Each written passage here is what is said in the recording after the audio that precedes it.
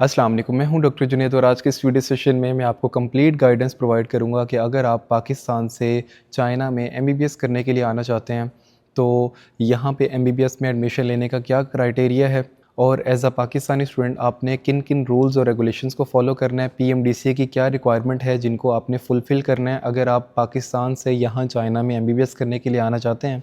तो आपने पीएमडीसी के किन किन रूल्स को फॉलो करना है, आपके मार्क्स कितने होने चाहिए, आपके एफएससी के मार्क्स कितने होने चाहिए, आपके एमडी कैट के मार्क्स कितने होने चाहिए, पीएमडीसी की क्या पॉलिसीज़ हैं जिनको आपने फॉलो करना है। सारी चीज़ों के हवाले से मैं एक एक करके डिस्कशन करूँगा। फ़र्स्ट ऑफ़ ऑल मैं आपको चाइना की रिक्वायरमेंट के हवाले से गाइड कर देता हूँ कि यहाँ पे जितनी भी यूनिवर्सिटीज़ हैं तो पाकिस्तानी स्टूडेंट्स को एडमिशन देती हैं, उन सब का जो क्राइटेरिया है वो एटलीस्ट फर्स्ट डिवीज़न मार्क्स का है। आपके एफएससी में एटलीस्ट फर्स्ट डिवीज़न मार्क्स होने चाहिए जो कि ओवरऑल 60% मार्क्स बनते हैं। अगर आपकी एफएससी प्री मेडिकल में है तो आप यहाँ की किसी भी यूनिवर्सिटी में एडमिशन ले सकते हैं, बट आपके जो एफएससी मार्क्स हैं वो एटलीस्ट 60% होने चाहिए। अगर आप नर्सिंग, फार्मेसी या इंजीनियरिंग के लिए यहाँ पे आना चाहते हैं तो फिर आपके मार्क्स 60% से बिलो भी हैं तो कोई प्रॉब्लम नहीं है, बट अगर आप एमबीबीएस के लिए यहाँ पे आना चाहते हैं तो फिर आपके एफएससी मार्क्स जो हैं एटलीस्ट 60% होने चाहिए। और बीडीएस के लिए भी क्राइटेरिया सेम है कि बीडीएस के लिए भी एटलीस्ट 60% मार्क्स होने चाहिए। बट अगर आप पाकिस्तान से आ रहे हैं तो आपने सिर्फ यहाँ की क्राइटेरिया को मीट नहीं करना है, आपने पाकिस्तान पीएमडीसी के रूल्स और रेगुलेशंस को भी फॉलो करना है। आपने सारी चीज़ों को साथ साथ लेके चलना है। बीइंग अ पाकिस्तानी स्टूडेंट आपने देखना है कि आपके लिए इन फ्यूचर कोई हर्डल ना हो, और वो तभी मुमकिन है जब आप पीएमडीसी के रूल्स और रेगुलेशंस को फॉलो करेंगे। 29 जुलाई 2024 मींस के लास्ट ईयर जब सितंबर सेशन का स्टार्ट था तब पीएमडीसी ने एक रूल्स और रेगुलेशंस की फहरिस्त, एक लिस्ट बनाई थी जिसमें उन्होंने अपने डिफरेंट क्राइटेरिया सेट किए थे कि अगर आपने चाइना में एमबीबीएस करने के लिए जाना है या किसी भी फॉरेन मेडिकल स्टडी के लिए जाना है तो आपको इन रूल्स और रेगुलेशंस को फॉलो करना है। उसमें उन्होंने जो आपके एफएससी मार्क्स हैं उनका क्राइटेरिया 60% रखा है जो कि सेम है यहाँ के यूनिवर्सिटीज़ के अकॉर्डिंग। यहाँ की यूनिवर्सिटीज़ भी 60% अलाउ करती हैं। इसी तरह से पीएमडीसी का जो क्राइटेरिया है वो भी 60% का है कि अगर कोई स्टूडेंट जो एफएससी प्री मेडिकल किए हुए है और उसके एफएससी मार्क्स जो हैं एटलीस्ट 60% हैं तो वो यहाँ चाइना में पढ़ने के लिए आ सकता है, और पाकिस्तान पीएमडीसी के अकॉर्डिंग वो किसी भी कंट्री में पढ़ने के लिए जा सकता है। उसी के साथ साथ पीएमडीसी ने एक दूसरा रूल सेट किया जो यहाँ की यूनिवर्सिटीज़ की रिक्वायरमेंट तो नहीं है बट पीएमडीसी की रिक्वायरमेंट है, वो है एमडी कैट की। अब एमडी कैट को लेके डिफरेंट सिनेरियोज़ हैं। आज की जो डेट है 7 सितंबर 2025 है।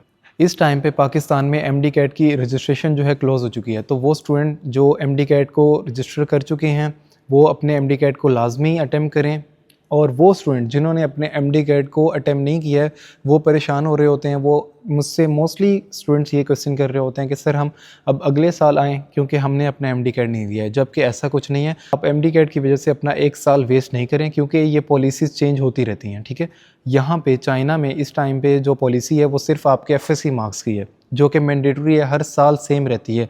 15 से 20 सालों से ये पॉलिसी सेम चलती आ रही है। यहाँ के एडमिशन के लिए एमडी कैट नहीं रिक्वायर होता। MD CAT basically Pakistan PMDC ने जो क्राइटेरिया सेट किया है उसके अकॉर्डिंग है, और पीएमडीसी के रूल्स और रेगुलेशंस चेंज होते रहते हैं। वो स्टूडेंट जो अपने एमडी कैट को रजिस्टर कर चुके हैं उन सबको यही एडवाइस करूँगा कि लाजमी अपने एमडी कैट को अटैम्प्ट करें, जानबूझ के एमडी कैट को नहीं छोड़ें। बट ऐसे स्टूडेंट जिन्होंने अपने एमडी कैट को रजिस्टर नहीं किया है वो एक साल वेट करेंगे एमडी कैट का, तो उसका कोई फ़ायदा नहीं है। आपके अगर एफएससी मार्क्स 60% हैं तो आप अपने एडमिशन कंटिन्यू करें। आप यहाँ पे आएँ, फर्स्ट ईयर यहाँ पे लैंग्वेज की स्टडी होती है। आप अपना फर्स्ट ईयर जब कंप्लीट कर लेंगे तो अगले साल जब इसी टाइम पे छुट्टियाँ होंगी, अगले साल जब आपको पता लग जाए कि डेट अनाउंस हो चुकी है एमडी कैट की, तो सबसे पहले तो आप अगले साल अपने एमडी कैट को रजिस्टर कर लें। रजिस्ट्रेशन ओपन हो तो आप यूएचएस की वेबसाइट पे, जो भी ऑर्गेनाइजेशन पाकिस्तान में एमडी कैट करती है कंडक्ट, मोस्टली यूएचएस करती है, तो आप यूएचएस की वेबसाइट पे अपने आप को रजिस्टर करें और एमडी कैट डेट के अकॉर्डिंग आप यहाँ पे चाइना में अपनी यूनिवर्सिटी में लीव अप्लाई करें और एक वीक के लिए आप छुट्टियाँ लें और आप चले जाएँ, जाके अपना एमडी कैट अटैम्प्ट करें, अपनी फैमिली से मिलें और वापसी आ जाएँ। बट इस सब के बजाय अगर आप पाकिस्तान में बैठे रहेंगे, अपने एक साल को वेस्ट करेंगे, तो उसका कोई फ़ायदा नहीं है।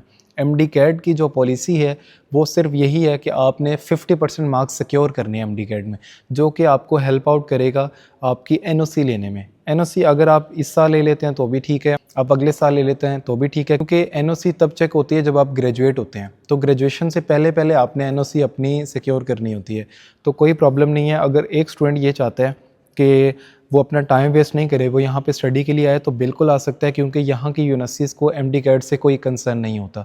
एमडी कैट पीएमडीसी की पॉलिसी है और पीएमडीसी की जो पॉलिसीज़ हैं मोस्टली चेंज होती रहती हैं। ऐसा भी हो सकता है कि आने वाले कुछ टाइम में ये शायद ये पॉलिसी ही ख़त्म हो जाए, तो इस चीज़ पे अपना टाइम वेस्ट नहीं करें। अगर एमडी कैट को आपने रजिस्टर किया हुआ है तो लाजमी अटैम्प्ट करें, पास पेपर सॉल्व करें, स्मार्ट स्टडी करें, कोशिश करें कि एटलीस्ट अपने 50% मार्क्स सिक्योर करें। एमडी कैट की जो पासिंग मार्क्स हैं वो फ़ॉरेन मेडिकल स्टडी के लिए 50% हैं, और पाकिस्तान, अगर आपने पाकिस्तान में रहते हुए किसी मेडिकल कॉलेज में अप्लाई कर रहे हैं तो 60% मिनिमम मार्क्स होने चाहिए। बट चाइना के लिए या किसी भी फ़ॉरेन कंट्री के लिए जो आपके पासिंग मार्क्स हैं वो 50% है। तो कोई भी स्टूडेंट जिसने एफएससी में 60% या 70% या 80% मार्क्स लिए हैं वो एटलीस्ट अपने 50% मार्क्स एमडी कैट में ईज़िली सिक्योर कर सकता है। तो अपने एमडी कैट को अटैम्प्ट करें, नहीं दिया है तो अपने एडमिशन करें, अगले साल अटैम्प्ट कर लें, कोई इशू नहीं है, ठीक है। अब इसके बाद जो बाकी डॉक्यूमेंट्स हैं वो बिल्कुल सेम एज़ इट इज़ वैसे ही हैं। यहाँ पे एक और इम्पॉर्टेंट क्वेश्चन जो पाकिस्तानी स्टूडेंट्स बार बार पूछ रहे होते हैं वो ये है कि सर चाइना में यूनिवर्सिटीज़ की एज रिक्वायरमेंट क्या है। मोस्टली स्टूडेंट्स कहते हैं कि सर मैं अगले साल आऊँगा एडमिशन के लिए क्योंकि अभी मेरी एज 17 है। तो यहाँ पे आपको ये चीज़ मैं वाज़ेह कर दूँ कि यहाँ पे मोस्टली यूनिवर्सिटीज़ की जो रिक्वायरमेंट है वो 17 की है, 17 टू 24 चीज़ ऐसी हैं जिनकी एज रिक्वायरमेंट 18 टू 23 है। तो यहाँ पे एज रिक्वायरमेंट डिफरेंट है, but under 18 students mostly universities में एक्सेप्टेबल होते हैं। तो यहाँ पे अगर आपने एडमिशन लेना है और आपकी एज अंडर 18 है तो कोई इशू नहीं है। आप सबसे पहले अपना जुवेनाइल स्मार्ट कार्ड बनवाएं पाकिस्तान नादरा से, उसके बाद आप अपने पासपोर्ट के लिए अप्लाई करें। पासपोर्ट आने के बाद बाकी सारे डॉक्यूमेंट्स आपके 1 वीक के अंदर ही बन जाते हैं। आपका पासपोर्ट आता है तो ही आप पुलिस करेक्टर सर्टिफिकेट बनवाने के लिए जाते हैं।